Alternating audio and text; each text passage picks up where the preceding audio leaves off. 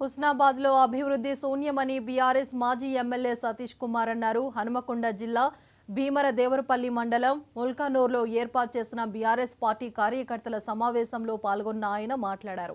ఈ సందర్భంగా ఆయన మాట్లాడుతూ మంత్రి పొన్నం ప్రభాకర్ పై విమర్శలు చేశారు. ఎన్నికల సమయంలో హుస్నాబాద్ ను అన్ని విధాల మంత్రి పొన్నం పత్రాలపై సంతకం చేసి పత్తా లేకుండా పోయారని విమర్శించారు. మాయకులు అనుకున్న వాళ్ళు పార్టీ వాళ్ళే అమాయకులం అయ్యామంటున్నారు, ఎద్దేవా చేశారు. లేకపోతే మండలకు వచ్చి సీఎం రిలీఫ్ ఫండ్ లేకపోతే ఎల్ఓసీనో కావాలని అడుగుతాడు. మనం న్యాయం చేయాలి కానీ గిట్టటే ఇస్తారు అంటే లేదు సార్, ఆ పార్టీకి సంబంధించిన వాళ్ళు మాత్రమే చేస్తారు అని చెప్పి అనే పరిస్థితి వల్ల ప్రెసిడెంట్ గా ఉన్న మంత్రి గారు తీసుకొచ్చుకుంటున్నారు. అది ఎంతవరకు సమంజసం ఒకసారి ఆలోచించుకోవాలి.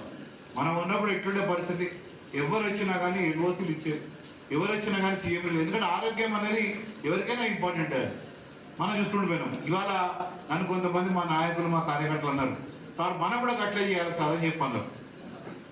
నేను చేస్తానికి ఇదివరకు ఉంటే నేను చెప్పిన ఇదివరకు కూడా, కానీ మన నాయకులు మళ్ళీ అన్నారు, సార్ మనం ఇట్లా మా గ్రామం నుంచి వస్తారు సార్, మా దగ్గరకు వస్తారు, మేము పట్టుకు రావాల్సి వస్తాం, మీరు అందరూ చేయండి సార్ వాళ్ళంటేనే మళ్ళీ మన అందరికీ చేసి జరిగింది. మరి మనం అట్లా పొన్న ప్రభాకర్ ఎక్కుదామా లేదా మనం ఎక్కుదామా, ఎట్లున్నామా, ఎట్లా ఉండాలంటారు? మన లెక్కన ఉండాలి కదా. మరి ఆయన ఎట్లుండడం మీకు అర్థమవుతుంది కదా. ఇప్పుడు వాడు మన లెక్కనే ఉండాలంటే ఖచ్చితంగా మనం కష్టపడాలి.